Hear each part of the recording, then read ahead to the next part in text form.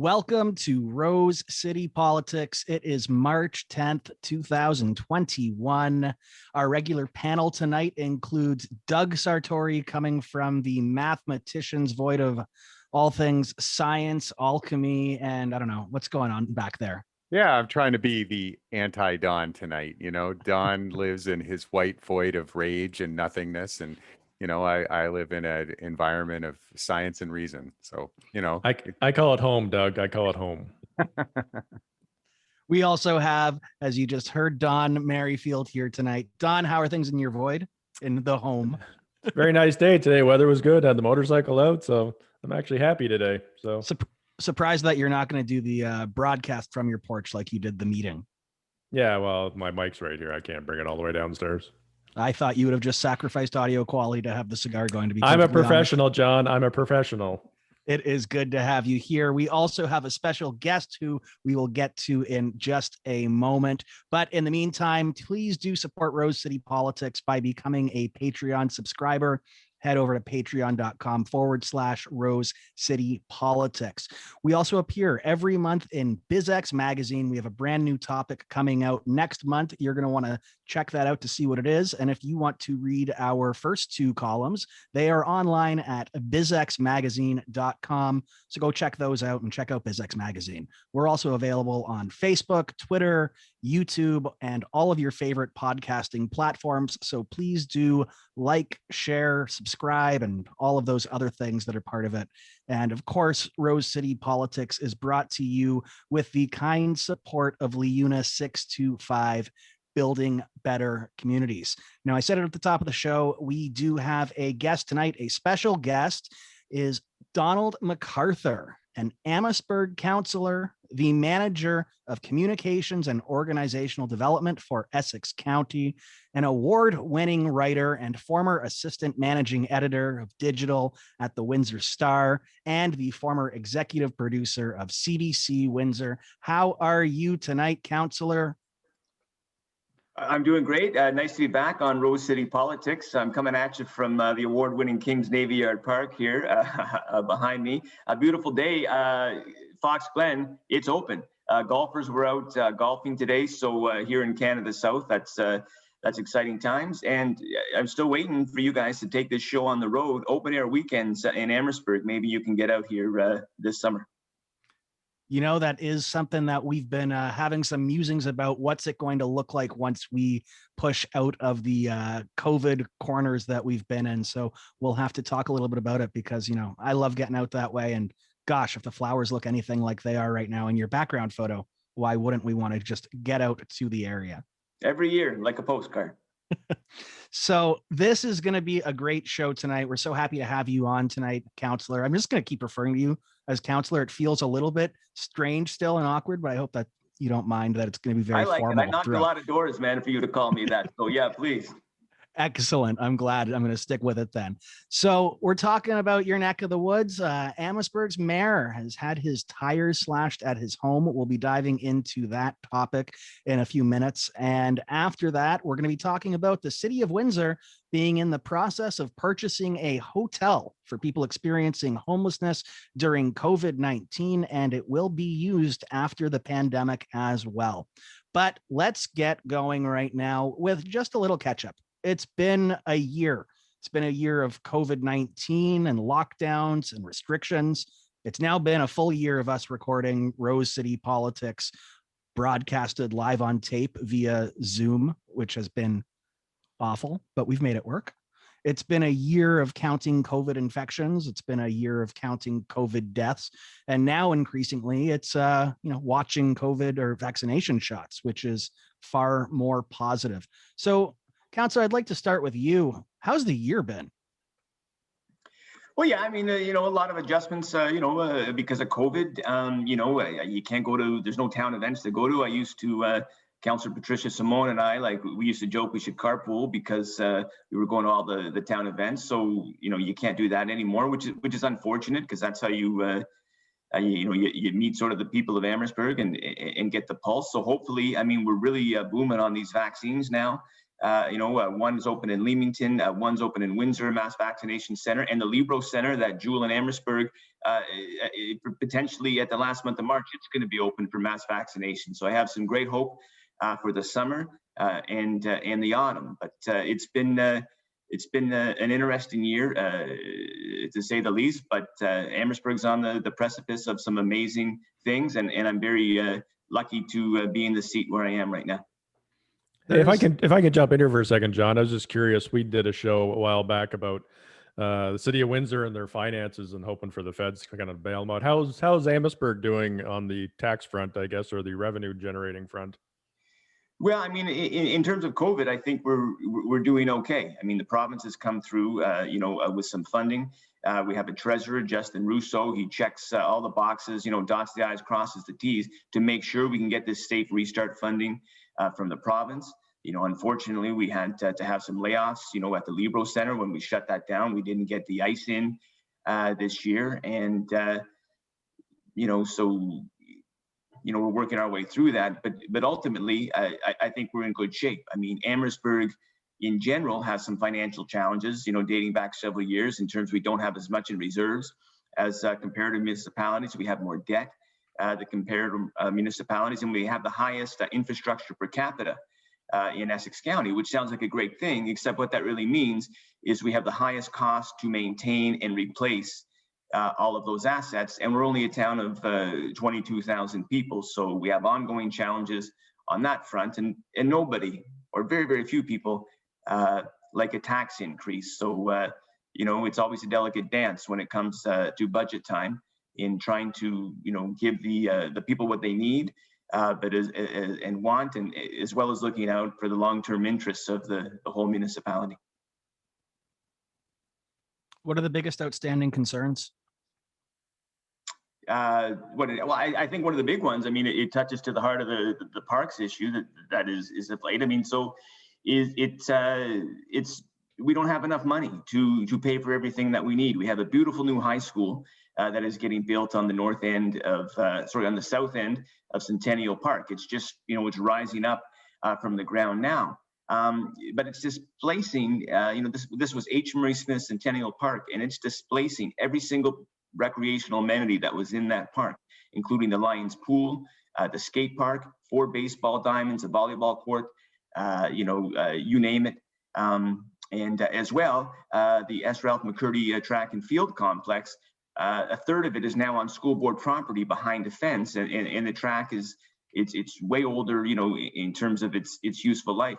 And residents are realizing this now, and that's an awful lot of money. I mean, a track's a couple mil, a pool is a few million for fun, and we don't have the money to replace it all right now. So we're confronting that as a municipality, and we're also getting reports coming to council now that we have to rip playgrounds out of the ground because they're unsafe, and there's no money in the capital 5-year forecast to fix it.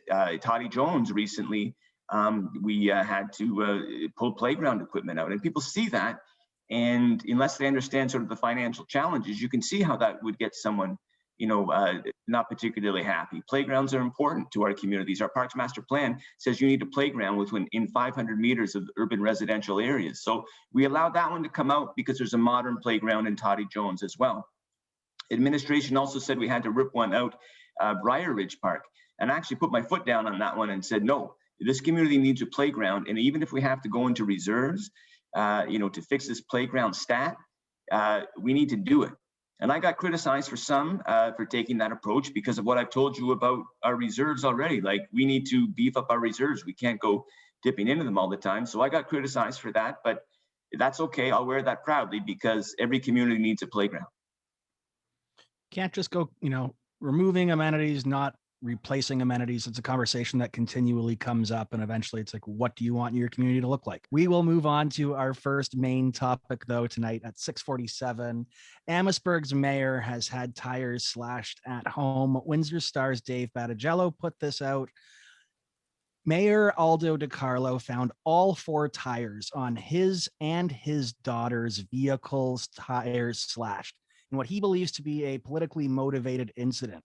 DiCarlo resides with his wife and his 3 adult children, and he wasn't exactly certain what may have prompted the attack on his family vehicles, but there is some speculation there that it could be in connection with recent council decisions pertaining to local parks and the town's green space. Now, Windsor police, who services include Amherstburg, were called to the mayor's home on Saturday, and there is an investigation ongoing. It's a very shaky matter, of course, to have at any time, politically motivated incidents that, you don't even want to see verbal harassment when it gets to a certain point. But when it transcends so far beyond that to actually getting to someone's residence and then to including family members, like, holy cow, you've really, really crossed a lot of lines here. So, Councillor, this is your neck of the woods. What's your thoughts on the issue and where Amherstburg is right now today? Well, I mean, first of all, like, I just want to reiterate, man, we're a great town already, and we are really on the precipice of some amazing things. With open air weekends, I mean, that's going to be back, stronger than ever. That really lifted this community up at a time when we needed to be lifted up. Last week, we have a new high school, that's going to rise up in the center of town. And are there some challenges related to that? Sure, there are. But the big picture is we're going to have a brand new high school for our kids. There's also going to be opportunities. What about the Western Secondary School property? And what about the General Amherst property once those schools move out? So, there's some pretty pivotal chess pieces, in this town right now. So, yeah, we're on some great things. There's also, a small constituency online that is very vocal, does not like our CAO, John Michelli, like, at all, and does not like the mayor. And some pretty vicious and vile things have been said about them over the years, over these past few weeks. And just to be clear, I don't know who or what was responsible for what, happened at the mayor's house. I do know, like you said, it would be extremely unnerving. I mean, I woke up Saturday morning to a phone call from the mayor asking me if there were cameras on my house. And, that was the first time it sort of hit home that, wow, worlds could collide and my personal safety could be at risk. I had never really thought of that before. But council on Monday night, we uniformly denounced this despicable act at the mayor's house, and I went a bit further, and I urge people to clean it up on social media. Winston Churchill once said, a lie gets halfway around the world before the truth has a chance to get its pants on, and a lot of times that's what happens here. Someone puts something out that's not true on social media, and by the time you respond with the truth, they don't believe you. They think you're the one that's lying. So I just urge people to try to have respectful debate. Because that's how good ideas become great ones. It's in the crucible of debate, different views clashing, but a mutual respect and with facts on the table. And hopefully from this horrible incident, maybe that might be one little kernel of good that comes out of it, is that, our debates are enriched and enlivened. And I'll tell you, I have gotten some amazing emails from residents on parks about what remains in Centennial Park, as well as Jack Purdy Park. And I'll just talk, which is across the street, from the mayor's house, like literally across the street from the mayor's house. So when it came to this parks issue, he actually had to declare a conflict. So if it is kind of connected, it's just one more layer of what were folks thinking. But again, it hasn't been connected. And what the debate really was at council was, we have a surplus of parkland in Amherstburg. We do. When you look at the numbers, we do. And that's just because a lot of our parks are very, very big, and a lot of green space. And then in the corner, there might be a playground. And the one, Jack Purdy Park, across the street from the mayor's house, there's one playground in there, and then it's all green space. And that park has really never lived up to its potential because the town has never invested in it. And now we have a report telling us you have to rip the playground equipment out of the ground because it's unsafe, and we have no plan to replace it. The trails that are in that park, because they connect neighborhoods, it made that park ahead of its time, but they're in rough shape too, and that's not cheap to fix. So, in terms of that park, council said, look, what are the options? What can we do? Is there a way potentially, only potentially, just a blue sky vision, to develop a small portion of that park and use the balance, to pay for improved amenities in that park? We have to put our skate park somewhere. The kids love the skate park. And I made the motion, hey, let's explore, instead of putting it at the Libro, can we put it there? So all these discussions are very much up in the air. So we're welcoming all this input. We voted to look at our options and engage the public. And boy, the public is absolutely engaged. And when it came to Centennial Park, what remains of Centennial Park, the big issue was the hill. We have a little toboggan hill there, Russell Renault Hill, it's called. And you know, when it snowed, it's like you know, I don't know, Aspen. You know, there's kids there tobogganing like all the time. The lights are on. They do it at night, and people love that hill. And it got out that, you know, council is going to get rid of the hill, and people didn't like that very much. And I understand why people didn't like that very much. So I've had to send a lot of emails to people saying, "Whoa, that's not what we said we were going to do. We just said, hey, let's explore some options. Let's talk with the public. You know, thank you for your input." People love that hill. Wow. Thanks for giving us here in Windsor on Rose City Politics a bit of a background on the story there. You know, it's people take their amenities really seriously, and people take their communities really seriously. Wild to see something like that manifest, if not saying it's connected, but if it does, you know, eventually turn out to be, that would be really interesting. Now, you know this better than anyone, having you know, worked in journalism here in Windsor before your political career. We've seen this type of thing in Windsor before. In 2009, during the CUPE strike, Local 543 of CUPE protested outside the homes of the mayor and council members. Mayor Francis had 25 protesters target his private residence in the morning, creating an altercation between his wife and his children. Ward 5 Councillor Joanne Geniak said she had a similar sized protest, according to the Windsor Star, as did Councillor Alan Halberstadt, Ward 3, who said he had 8 to 10 protesters at his residence. And Ward 1 councillor at the time, Dave Brister, said that he had a neighbor tell him that there were what looked to be protesters assembling near his home. And when the neighbor and some alleged protester made eye contact, the alleged protester shot the bird or the middle finger and then drove away, and there was no protest. More recently, we saw Ward 2 councillor, then Councillor John Elliott's home vandalized in 2017 when someone threw a rock through one of his windows. And going back even further, we know that then Mayor Milson had a rifle fired through his house's window by a drunken teenager. So I guess, you know, I'll start with you again, Councillor. You know, it's pretty easy, I think, for us all to agree, is family off limits? Yeah, the answer is yes. From your perspective, like, is there any like division in it? Like if a family member, let's say, for example, just to play devil's advocate, engages on social media, is it okay for someone to engage back in them in a way where it becomes linked to the spouse or to the politician? Like, what is the line? Where is the line? And I guess just to cap it off, do you view it differently now that you're on the other side of the issue, not reporting on these stories, but living them? Well, I mean, just in terms of family members getting involved, I mean, if you throw a punch, you got to expect someone to throw a punch at you. So, but if you don't throw a punch, absolutely, you're off limits. And I remember I wasn't around for Milson, but I was sure around when CUPE went to the mayor's house, and it was a wild story. And what you find when that happens is the majority of people, they don't like it. They see that a line has been crossed. I mean, in that Eddie Francis story, I mean, his wife was pregnant with his second child. He had to hustle to get his daughter in the car. I mean, people don't like that. I mean, Windsor has, and Amherstburg, Windsor and Essex County, you know, I think they believe very strongly in freedom, you know, but freedom means, like, you know, to be free from being harassed, you know, unnecessarily, and being able to lead your lives. And hey, you know, kind of what happens in Vegas, you know, sort of stays in Vegas, and you can't be, you know, politicians need their personal lives, and you know, their families, and that relationship is sacred.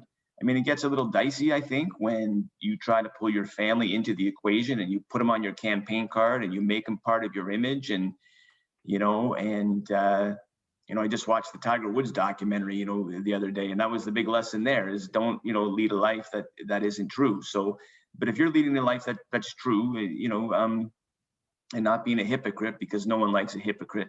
Yeah, I think your family's off limits and your house is off limits. And when people target it, often I think the worm can turn, and people will have a lot of sympathy for you, and a lot of disgust towards the people that attacked you. Yeah, you can. I definitely do remember how quickly everything turned during that QP strike. Just how whatever public sentiment there was, it quickly evaporated, and it was really quickly used as well by the mayor and by council to. They were able to come out on the offensive in a in a union strike. There's always going to be the one side versus the other side. And I remember reading a academic paper that talked about how it provided ammunition to the administration side and the elected official side. Doug, I want to bring your voice in on this one because, this is a topic that we've chatted about before this incident came up, and I know that you've got some views on it. Yeah, for sure. And of course, I agree with you and Don, the Councillor Don, that family is off limits. Your personal life is off limits. Unless your personal life somehow becomes connected with the political, that stuff should be off limits. And it's pretty easy to see why when you're showing up at someone's house to protest, or when you're slashing someone's tires, assuming that that incident was politically motivated, what are you really doing? You're engaging in intimidation. I mean, you're on the escalator to political violence once you start doing stuff like that and trying to intimidate people where they live or intimidate their families. And it really has no place in democratic politics. Democracy is about containing those impulses and turning the energy that people feel and the passion that people feel about politics towards something that's a little bit more constructive, and moving it to the things that Councillor Don talked about, turning it into debate and turning it into something that's constructive rather than something that's destructive. So I think you've got to take this type of incident really seriously, because it undercuts the basis of our politics, which is that we can engage in debate free of intimidation, free of any kind of fear of physical consequences, and that the best idea wins, and that you win at the ballot box. Yeah, no doubt about that. I mean, political intimidation, there's another word for that, that's terrorism as well. And I'm not going to suggest that it's such a loaded term. I mean, I took a course in university about how loaded the term is, but at its base root, someone using a sheer form of violence or an attack to try to change someone's political beliefs, that's it's horrifying. It's disgusting. Doug, you got anything else you wanted to add? Yeah. I also I wanted to talk about the Elliott incident with the vandalism at former Councillor Elliott's house in connection to what we're seeing now play out in Amherstburg. And that is, I think that there's, you got to be careful not to jump to conclusions.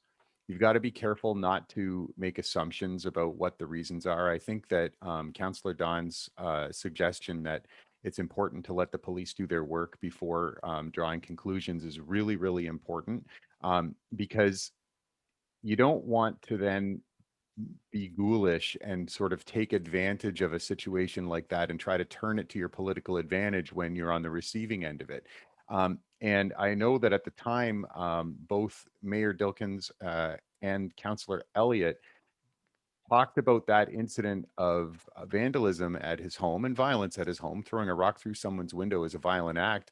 But they talked about it connected to a specific vote on council. They talked about connecting it to specifically the Uber vote. And I didn't find that convincing. I didn't see any reason why you would connect those incidents. There wasn't, there wasn't that groundswell that you might see, or other incidents leading up to it. And I think you run the risk of appearing like you're being opportunistic when you try to draw conclusions without firm evidence. So I think it's kind of a cautionary tale. When that happened with John Elliott, I don't think there was a whole lot of sympathy there. I don't think that there was a whole lot of people didn't connect that incident with the Uber vote. They didn't connect it with the with the issue of taxis versus Ubers in Windsor. And, you know, I think it's a risk to try to make those connections when you don't have real solid evidence. Politicizing things without having the receipts to back it up is always a pretty dangerous game to play if that's what you're engaging into. And as much as I don't want to do this, Don, our regular Don, what do you have to say about this? Well, I stopped throwing rocks through people's window because my pitching arm isn't what it used to be. My shoulder hurts a lot more. I mean, yeah, I mean, what are you going to say? I've always, you know, there's a separation of church and state in this. You know, we can all argue politics, we discuss things and sometimes get heated all the time with each other and sometimes, you know, on social media, but, you know, nobody should be going tracking down people's personal property and especially family members and, you know, and trying to intimidate them that way. You know, a question I have for Councillor McArthur, you know, you've covered politics obviously in Windsor for many years when you were a journalist. Now you're obviously a politician. Is there a different dynamic in politicking in a smaller town like Amherstburg than you saw in Windsor? Is there a different way of interacting with, you know, maybe the constituents? Is it more personal because it's a bit of a smaller town? Oh yeah, man. Like you know, it is a small town. You run into these residents and constituents at No Frills, at at Sobeys, at Caffeine and Co. You know, at the Salty Dog. You run down the streets, people are honking the horns and waving. And one thing I just need to stress is that, listen, this is an isolated incident, and even the the negative naysayers out there, they're just a very, very small vocal minority, right? I mean, there's 22,000 people in Amherstburg, and most of them, almost all of them, except for the small sort of minority, are positive people who believe in the town and who have universally condemned, what's happened at the mayor's house, and who universally condemn sort of the vile and vitriol online. But in 1999, I was a cub reporter for the Windsor Star, and I covered Amherstburg Council on Monday nights and LaSalle Council on Tuesday nights. And talk about night and day, man. Like, I would go to LaSalle Council, the meeting's over in about half an hour. Like, literally, like Ken Antea, he was the CAO then, Marcotte was mayor. It was literally over in half an hour, and I'd walk out of there saying, what's my story? Like nothing happened. There's no, because we're looking for controversy as a reporter. As a councillor, not so much. And I would wonder what my story was.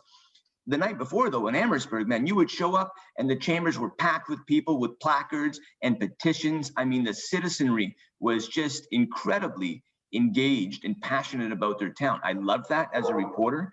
I love that as a councillor. One issue, though, is, social media. So now, rumors that would take, maybe days or weeks to circulate through town back in those days now take minutes.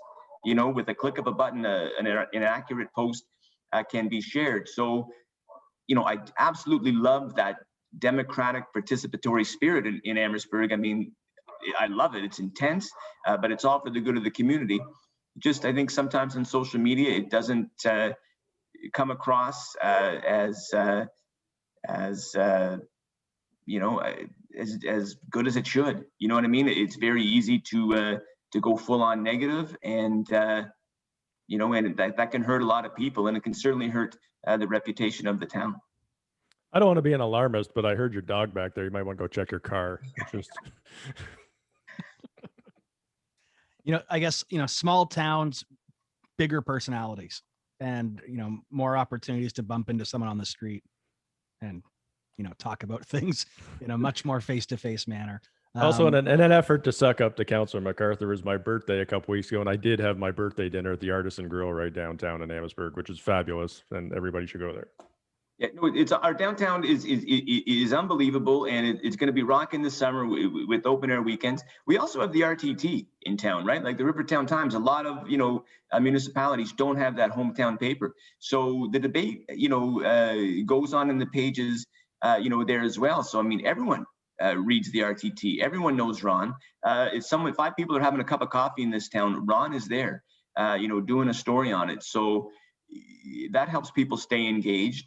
But there's only so much space in that paper, and he can't correct all the misconceptions with every edition. And there's infinite room on Facebook, right? So it's an uphill battle, but I think good things are happening. Is anything going to happen with a marina out? I know they obviously tore Duffy's down a long time ago. Oh, yeah. In our budget, man, I'm telling you, I'm not just blowing sunshine. In our budget, 2021 budget, we're investing $300,000 to tear down that fence, to open up that Duffy's property, with trails and shade structures so people can walk through it, an extension of Kings Navy Yard Park. As well, there's going to be place for small boats, not big boats, but just like small boats, to dock there, and come in and spend their money in town. We're building a dog park out at Ranta Marina with some fishing decks and a kayak launch. So finally we can get into the Detroit River off public property legally. That's going to be exciting. And man, at the Libro, we want to put this fantastic Big Creek nature trail. We've applied for some federal funding to make that happen. And boy, if that happens, we're going to have the best trail network in all of Essex County. And in conjunction with some paved shoulder projects that are being done by the County of Essex this year, you're going to be able to start in downtown Amherstburg on a bike and go all the way to Holiday Beach and wine country beyond. And yeah, we're ready to pop here. And I invite you all again, come to your show downtown Amherstburg, and we can harass you. As long as there's going to be snacks, I'll show up. I need snacks. While we're staying on the topic of Amherstburg politics for a minute and talking about the rhetoric, the 2018 election was extremely energetic debate in Amherstburg, so energetic that it spilled over into there were some legal actions that took place afterwards. And my impression from afar, was that once you reach the midterm of this council, things had settled down quite a bit, and it wasn't there's still lots of energetic debate, but it wasn't quite as heated, wasn't quite as rancorous. So thinking about this incident and assuming that there was some kind of political motivation, or it was connected to political feeling, which I certainly think is reasonable, it was the mayor's house. Do you think that this signals that things are ramping up again, or is it just my perception as an outsider that things had kind of quieted down a bit? Yeah, I don't think things have quieted down, that much. I mean, peaks and valleys, right? And we're at this is definitely a sort of inflection point. I think what just happened with the mayor, and just really, even if it's not connected politically, just these past few weeks, just all the emails that have come in, people are seeing the fence, through the track. What are we going to do with our recreational amenities? How are we going to solve this problem? So people have really seen that. So I think it's always been there. But the reality is this: there's people that are politicking, right? That have their eyes set on maybe the mayor's chair or a councillor's chair, and I think they might perceive that the way there is through negativity. If they're right, power to them. I think the way there is through positivity. And I think there's so much positive about this town that, I'm going to keep trumpeting it until they vote me out. Yeah, keep going with that. I like that strategy. The best tournaments are when you get turfed out by your constituents themselves. Let's hope that doesn't happen with you. And I don't think it will. We've seen some other incidents about this, though, closer to home. We can talk about how the WE Trans offices were vandalized quite a bit, quite repeatedly, with a slew of different attacks on different religions, on the LGBT community, on different races. Don, I guess, let's again start with you, Councillor, excuse me. We've seen that. We've seen election vandalism. Mayor Dilkins saw his billboard defaced during the last election campaign. And then, of course, there's been slews of hate crimes, across the city, across the province, and the country. What's your take on, are these trends that we're seeing? Are they isolated incidents that we're just hearing about more of because of social media? What's your take on this? You've been studying the public for a long time. I don't know. We saw some wild stuff with Trump, and the storming of the Capitol. It's easier. Again, I really think there's an epidemic of misinformation out there, and part of it has to do, sadly, with the decline of the traditional press, and the ability for everyone to essentially be their own newspaper and broadcast their own message out there with no accountability, no standards, no sort of professional restrictions. I mean, by the time Anyone's able to just start a podcast and Yeah. just start yeah, going any off. jokers, any Be nice, counselor. You're on our show. This is actually what we I do. mean, but it's a double-edged sword, right? I mean, it's the power of distribution, of news is in everybody's hands now, and that's incredible. And it's such an opportunity, and there's so much potential there to do good. I have a blog, I have a newsletter, that I try to crank out to, keep people informed. But it's a lot of work, man, because even before I send out a tweet, I'm reading that thing 8 or 9 times because I don't want to make a mistake, because especially there's no edit button. Come on, Twitter, like Facebook, maybe only 5 times I read it because you can always go back and edit it, so, and especially, in a climate like in Amherstburg, you don't want to go out and start making mistakes and being inaccurate in your comments. So it takes a lot of work. That's why journalists make the money that they do, and that's why they're so important, is because it takes effort to verify facts and to present things, to synthesize them in a way that most people can understand. Yeah, I think there's an epidemic of misinformation because of the decline of the press and the rise of social media, which gives everybody the power to essentially shout fire in a crowded movie theater. Yeah, just to pick up on that, I think there's some really insightful comments there. Obviously, there's a lot of good things with the ability for folks to use their voice in public and communicate with one another and organize, but there are some negatives. And I think that there's been a thread line. You mentioned the rise of Trump, but there's also been in Canada, we've seen yellow vest protests, and it's a very small, but also a very determined group. They are out there protesting week after week after week for quite some time now. I think that when you see something that is tragic and terrible, like the global pandemic happen, um, these folks capitalize on it. They're looking for people who are angry, upset, unhappy, looking for someone to blame. And we've seen the anti-mask protests, happen and increase, and they also seem to have staying power. And I do think that social media has something to do with that. And I think that it's concerning because it makes the critical mass for a group that wants to make noise or maybe wants to get violent. It makes that critical mass so much smaller. You don't need a printing press like you did in the 1930s. You don't need a big bankroll anymore. Although I do suspect there is some funding flowing around, and it would be really interesting to know where it's coming from. But the barrier to entry is so much lower, and the ability for people to organize is so much easier, that you now see these persistent groups. And I do connect those protests, whether or not it's exactly the same people, and I'm certainly not making any specific accusations, but I do connect those yellow vest protests to the apparent rise in hate crimes and vandalism, racist vandalism in our city. I do connect those things. I think that people see those yellow vest protesters, and maybe they don't stop and put on their own vest, but some people think, hey, there's a person that agrees with me, and it makes them feel a little bit better about the hateful opinions that they hold. And then maybe they will take that marker out and write something nasty, or throw that rock, or take out their spray paint or whatever. And I do think it's really concerning, and I don't know what the fix is. I don't know what we can do except call it out and talk about it and do what we're doing on this show. I just, before I finish, and I didn't mean to get into a rant here, but I want to specifically talk about the WeTrans incidents. This is an organization that's important to me. The folks at WeTrans have created a safe place for some of the most vulnerable people, and that word gets tossed around a lot.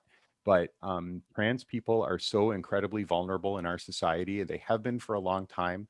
And to finally have a physical space where they can go, feel accepted, feel safe, feel like they can be themselves, and for someone to be so hateful and cruel to try to take that away from people who have needed it so badly for so long, is totally unacceptable. It's just absolutely unacceptable. And it's so disheartening to see that that's happened. And what's great is that the community has rallied around them. I understand that there were some security cameras donated, and that's a really good thing, because if anybody does that again, I sure hope that they're found out, caught, and charged, and punished to the full extent of the law. Yeah. Don Merrifield, do you have any last thoughts on this topic before we go on to our next one? Oh no, I think Doug summed it up perfectly well. I mean, I never understood. Look, you can be. I don't even care if you're supportive of the lesbian, gay community, but they're not doing anything to hurt you, so leave them alone. They're just taking care of themselves. That space is there, like Doug said, for them to feel safe, to have some place to go, and yeah, for someone to go out of their way to vandalize it purely out of spite and hatred. I don't know what kind of human piece of garbage they are, but obviously that's what they are, because just leave people alone. If it does, even if you don't support it, it doesn't affect you. So just keep your mouth shut and stay home and yell at people on Twitter and Facebook. It's a lot easier. I have a couple of other questions that probably weren't even brought up on the topic of this, but since we have an Amherstburg councillor here, I'd like to ask him. We did a few shows on this as was happening about the integration of the Windsor Police Force out in Amherstburg, and maybe you could just tell us how it's going, how the public's reacting, because there was some pretty heated arguments about that when that proposal was put through. Well, absolutely, absolutely, there was, and some of what we're seeing now might be still an offshoot of that. To be honest, I think there's a connection between the people that felt very strongly about that and the people that absolutely detest our CAO and the mayor. I think it does spring from that. For me, no news is good news in that sense. I really haven't noticed a difference, except we're saving over $500,000 a year. We have access now to services we didn't before, like a K9 unit, an arson unit, an ident unit, a marine unit. Our Amherstburg police officers were given the opportunity to go on to become Windsor police officers and improve their own sort of lives and their careers. McCurdy, Sean McCurdy, he was the president of the Amherstburg Police Association. Now he's president of the Windsor Police Association. That's a big time, step up for an Amherstburg kid, and good for him for doing it. So that opened up opportunities. The one big difference, I think, is I see more cruisers on Front Road. It was like LaSalle, like 20 years ago. Whatever you do, coming into town, do not speed, because at General Chemical, that's where those cruisers are, and they'll catch you. So the other thing we have now is Coast, where the police officers and the mental health workers get together and then go out, because there's a rise, as you can imagine, with the pandemic and with substance abuse issues, with people sort of with mental health issues that aren't necessarily best solved by, old school cops and robbers. And so now we have access to that, and they're doing a lot of good in this community. So I think if you ask most people, they haven't noticed a difference, and that means it's working. That means it worked. And that means Amherstburg people save money. That said, it could very easily become an election issue coming up, because there's a shotgun clause, that both parties can execute. And in theory, somebody could run on that in the next campaign. Although I think the cost of transitioning back would certainly be significant. Well, as someone who rode their motorcycle through Amherstburg today, I can just personally say I obey every speed limit that's posted at all given times. So our next topic is really, as we brought up earlier, is going to be about the hotel that the city of Windsor is planning on building. Maybe I'm naive about this, but do you guys have any homeless issues out in Amherstburg or anything like that? Not to the extent, that Windsor does, no. I mean, you go downtown Amherstburg, walk around downtown Amherstburg, you don't see, panhandlers or anything like that. We do have a vulnerable community, though, and we actually have the St. Bernard's Community Hub, former school across the street from Russell Renault Hill. There's a nurse practitioner's clinic in there, Fighting Island Boxing Club, the House Youth Center to help out sort of some disadvantaged youth, and Amherstburg Community Services, which helps a lot of our seniors, gives them meals and helps them do stuff like that. So we have a real strong support network for the vulnerable people in Amherstburg. But no, we don't have the same problems to the same extent as the bigger city of Windsor does. And just, I should say, on a hotel, you mentioned a hotel. We're getting a hotel. I mean, you can't forget that, folks. That was the one thing that united everybody on the campaign trail, was the need for a hotel. And Amiconi, they've told us that they're on track and that they want to build a hotel in downtown Amherstburg, right across the street from that Duffy's development we're spending $300,000 on earlier this year. So all signs are pointing green to that, and that's exciting. Hotel in Amherstburg. We're gonna have to get some of those comped rooms, and we'll have a Rose City politics party there once we're allowed to gather back together in person and it's fully built. You guys have some good craft breweries out there too, and obviously wineries. So we could have a shindig. We do. We got craft brews. We got distillery. We got Wolfhead Distillery. We got Sprucewood Shores Estate Winery, Vivace, GL Heritage Brew. Amherstburg is the place to be. There's no question. Absolutely. Now let's get to our last topic tonight. As we talked about at the beginning, and you guys just had a little bit of a back and forth around the issue there too. The city of Windsor is in the process of purchasing a hotel for people that are experiencing homelessness. CBC's put this one out on the 3rd of March. The CBC has reported that council has actually already approved the deal in camera. It was earlier this year, and legal steps are already underway. The city is currently working on accessing funding sources from the province to complete the sale in coming weeks. Costs associated with this purchase haven't yet been released, and procurement of a space has been a topic of discussion since last year following an emergency shelter review that went to council in fall of 2020. Now, beyond COVID-19, this hotel will not be sold off. It will continue to be used to support the long-term needs by providing the area with a lodging for women with or without children, youth, and youth adults. And details about the location of the hotel aren't yet known, primarily because the owner hasn't finished, I would presume, finalizing everything legally speaking, because the staff has yet to be informed. And those that data there from the CBC came straight from the mayor's chief of staff, Andrew Telezuski. So, this is an interesting one. We've been talking about this issue now for the past couple of weeks. It's been an ongoing issue for the past year and, of course, years, but really ramping up, especially under COVID-19. So, Councillor, I guess I want to talk to you about your perspective on this one. Again, you've covered both. You've covered this from the city perspective, and now you're dealing with it again from the political perspective. What's your take on the city purchasing a hotel? Well, I'm glad I live in Amherstburg. I guess. I mean, look, there's always sort of, questions about, whether, municipalities should overstep their bounds, whether they should compete with the private sector.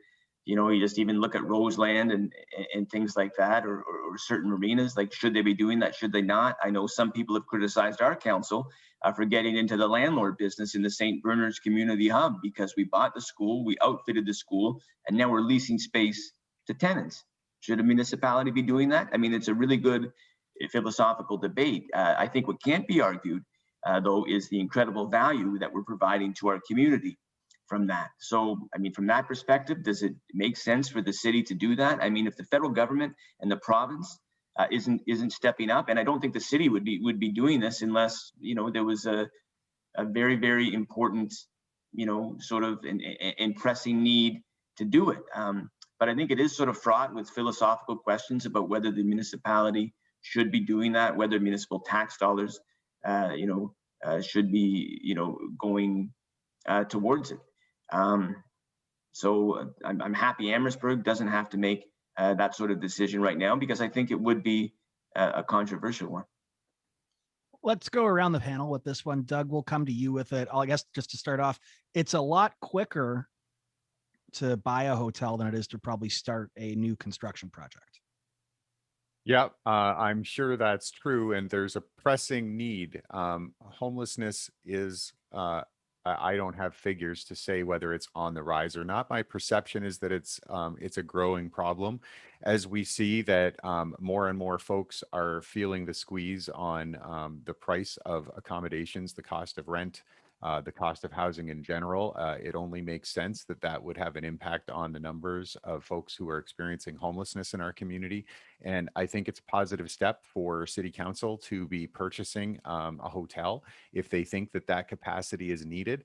I also think it's really important to have a consistent process across the board, so that when people who are experiencing homelessness, when they seek emergency services, when they seek assistance from the community, that there is consistency in terms of what is offered to them, and that the the steps towards solving the challenges that prevent them from having a place to call their own, that those steps are followed in a consistent way and that there's predictability there. I connect this to the, and I know we're not talking about it tonight, maybe we'll talk about it on a future show, but I connect this to the drama that is playing out around the downtown mission right now. And that's certainly not anything that is strange. In recent years, the downtown mission has been kind of a focus of drama. But the reason that I want to connect them is that I think it's really unfortunate that there seems to be a conflict that is shaping up. You saw the comments from Andrew Teleszewski and from the mayor. You saw those comments in the media. There certainly seems to be a war of words escalating between Ron Dunn, who's the executive director of the mission, and the political leadership in Windsor. That can't be good in terms of finding solutions for folks. So I think that it's good that we've got capacity coming in, and I hear you, Councillor Don, in terms of whether or not this is the right choice for a municipality, the right way to spend municipal dollars. But I think that the time for those kind of jurisdictional discussions, the time for those kind of discussions is not when there is a crisis that's unfolding. When we have a problem, we have to find a way to pitch in wherever we are, and from whatever position we're in to the extent of our capabilities. So I think it's really positive that the city's doing this. Obviously there's a lot more information to come, and I'm sure that there will be a lot of questions to answer, but in general, I think it can only be good. We'll go up to the other Don. Non-Councillor Don? Don. There's too many bald Dons on this show. That's what's going on right now. Actually, something Doug said I think is very important. I guess that's where, my main point of interest is on this whole transaction is about the process of it all. And something Doug said at the end. I mean, it feels, look, we have a homeless problem in this city. We've known about it for years, and for all intents and purposes, we've done nothing about it. So this is a positive step. I think we need some place to house people who are experiencing homelessness, whether it's temporary or permanent. These are issues that have been going on for a long time, and I'm glad something's being done. But there's always a but. Process is very important. I agree with what John said. Buying a building is a lot easier, and a hotel is probably set up almost perfect for this type of situation. What concerns me, I guess one thing that concerns me is how this came about. If it was one of those situations where, the hotel owner maybe approached the city and said, hey, you got a problem, I may have a solution for you. And that business owner may be using this as an opportunity to get rid of a failing business and pawn it off onto the city. That concerns me. The location, the fact that, look, I understand things have to be done in camera when, negotiations are going on in any kind of, real estate transaction or, a business opportunity.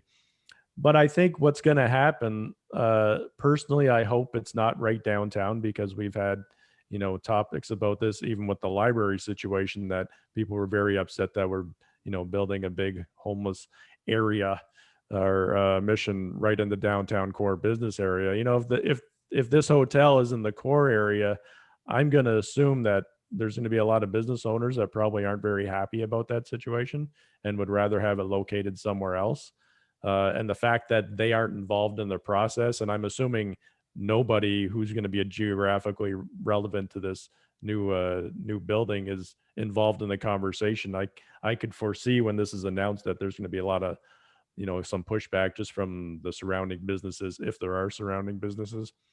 And again, on a process standpoint, like Doug said, this is very reactive, and it's good that we're reacting to a problem, but this is something we should have been working on for years.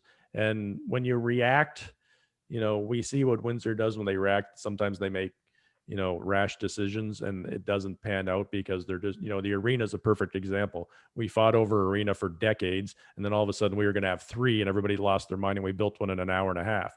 In Tecumseh. In Tecumseh. Yeah, exactly. Well, yeah, I mean, there's the problem. So I'm glad it's happening. It's a problem that needs to be addressed, this isn't going to be a solve all for everything, but it's certainly going to be, something of a stopgap measure. My concern is process. My concern is this kind of one of those, people are going to say this, if it turns out, look, I'm just going to say, if it turns out to be a Fari building, people are going to lose their mind because they're going to think this is another backroom deal between Fari and the powers that be at the city. And if it does end up being right downtown, I can see a lot of the business owners down there not being very happy about the situation. Yeah, I got to agree with you on that one, Don. But Councillor, you had something to say? Yeah, I just want to chime in. Again, it's from the Amherstburg perspective. Like, we don't have the homelessness issues that Windsor has, but we have an affordable housing crisis in Amherstburg. In 2018, 547 families were on the wait list. In 2022, it's 993. That's an increase of 447 units, or 81.8%, from 2018. And, parents now, I'm having conversations with parents who are worried about whether their kids are going to be able to afford to purchase a place in town. I mean, we've seen those stories about all these, houses going like, X amount of dollars, well, Don knows this probably better than anybody, but X amount, over asking prices. So people are really, really concerned about that. And council, again, and this kind of occurred simultaneously with the parks debate, we all weighed in on the importance of affordable housing and what can the municipality do to sort of increase, the supply of housing units in town. High density housing, right? Because, a sidewalk, 100-meter sidewalk costs the same whether 2 people live on that block or 1,000 people live on that block, right? So what we can do to have more high density housing and more affordable housing. So that's all rolled into the discussion on the parks. And one thing that's going to happen here is we have a community improvement plan that should be coming to council imminently. And it's my understanding there's going to be, up for discussion, is going to be incentives for promoting the development of some affordable housing to fill this glaring need in Amherstburg. Your dog sounds very excited about that CIP. Yeah. So what's your take on decorative light posts? No, just kidding. Yeah. I'll leave that to Windsor, please. Actually, I got a question for you, Councillor. Like you alluded to, yeah, I am in the real estate business, and actually I was working with a developer out in the Kingsbridge South subdivision for a couple of years, and my dad and his wife are still working with that build out there. What's been, Amherstburg has seen explosive growth with new home construction, everywhere from the Kingsbridge area to out by Ducks on the Roofs there. They've built some, and then obviously right down the downtown core, they put some townhouses. Has there, the topic in Windsor actually somehow turns into a pretty heated topic amongst your urbanists and your people who just want more houses. Has there been any, with the explosion of development out there, has there been any pushback from some of the citizens that, maybe you're building too many houses out there and you're kind of ruining the small town vibe of the community? Yes, absolutely. There is, that I think that's, it's a beautiful town, right? And some people worry that we're going to lose that charm. We're going to lose that sense of self, if we grow too far, too fast. And I think that sort of sense of self-identity that was rolled into the police switch as well, right? I mean, we're very proud here. We don't border Windsor like LaSalle or Tecumseh, right? We're Canada's corner office. We're far enough away, that we are unique, sort of, and special. So there's a fierce hometown pride. And I think there is a worry about growing too fast. Like 2020 was one of the busiest years on record for building activity. We had 454 permits issued with an approximate construction value of 126 million. That's a 100% increase, 100% over the 63 million in construction value generated in 2019. That's because of the new school, partially, and also because of our first ever big ticket greenhouse development. So people are concerned, especially with sprawl, taking over farm fields and the cost to do that. So there's a recognized need, from council to sort of promote infill. But there's not all that many places we have to develop right now. Like if you look at it, sort of our official plan, it's really concentrated around the Low Side Road area. And, in order to sort of expedite development there, we're going to have to make some things happen. And it's still going to be a long time in coming. But we had a service delivery review that came to council that essentially said you have to grow or die. That's what it said. It said you have 22,000 people, and unless you get more people who are contributing into the tax base, you're not going to be able to sustain your services without whacking the residents year after year after year with tax increases, because 22,000 people can't pay for it all when you have a Libro Center built for 50,000 people, when you have a wastewater treatment plant built for 50,000 people. 22,000 people can't pay for it. So we need to grow. But yeah, there's concerns about it because people love the small town charm of Amherstburg. Trust me, my brother is still pissed off about that wastewater treatment plant he had to pay for. So some beefs will never die down, Don. it's Amherstburg, man. Everybody holds a grudge for a long time because everybody knows everybody there. Ain't that the truth? Well, we are at the 1 hour mark. So unless anyone has any last thoughts here they want to add, and I'm not seeing any across the board there, I'm going to go and say thank you so much, Councillor McArthur, for joining us tonight. It's really been a pleasure to be able to catch up with you, to be able to talk about some Amherstburg, some of the good, and then some of, I guess the little bit troubling, but, I think the big takeaway, as you've said, is there's lots of good that's going on out there. Some really cool, exciting stuff. And I heard that once we get back to normal, we're going to have our own booth that we can set up. You're going to be supplying it. It's going to be outfitted with food and drink, and it's going to be a great experience to get Rose City politics out into the county. I'm still waiting for Don Don's to gazebo. Yeah, I'm still waiting for Councillor to invite me to play in his band. I see this all the time. He never has a bass player, and it's very insulting, Don. Well, no, we do. His name is Rich now, and I'll tell you, man, we played in Kings Navy Yard Park in the summer. It was the highlight of my summer. We opened with Already Gone, and Kings Navy Yard Park was packed, and it was one of the highlights of the summer because people could gather safely, listen to live music with a view that is stone cold spectacular. So we're gonna do that again, man, and get your name on the list to come and play, because it's a hoot. And Don pulls out the bourbon for that at the very end. He got what he wanted out of the interview. It's time to treat I mean, Daddy. All at about end the of it. gigs. A musician who doesn't drink alcohol. Come on, this doesn't exist. Well, thank you so much again, Councillor McArthur. Donald McArthur is an Amherstburg councillor, the manager of communications and organizational development for Essex County, an award-winning writer and former assistant managing editor digital at the Windsor Star, and the former executive producer of CBC Windsor. Thank you so much, Councillor, for joining us tonight on Rose City Politics. If you are listening right now and you're not a Patreon subscriber, please head over to patreon.com/Rose City Politics. We do appreciate each and every one of our Patreons, and we will appreciate you as well. And you should check us out in BizX Magazine. We've got a new topic coming out in the next issue. We've got 2 that are up online. Head to bizxmagazine.com. Like, share, subscribe, all of the social jargon that exists. We're everywhere on social. We're everywhere on your favorite podcasting app. So get with us if you're already not. And as always, thank you so much to the kind support from Leuna 625, who make our Zoom broadcasts possible. It's been a year of Zoom. It's been a year of hell, but there is some light on the horizon. So, Councillor, it was great to have you here on the 1-year anniversary of this, and we're all looking forward to getting back to normal and getting shots in our arms and shots down our throats. So let's get back to normal. From Rose City Politics and from us to you, have a great night. Thanks for listening.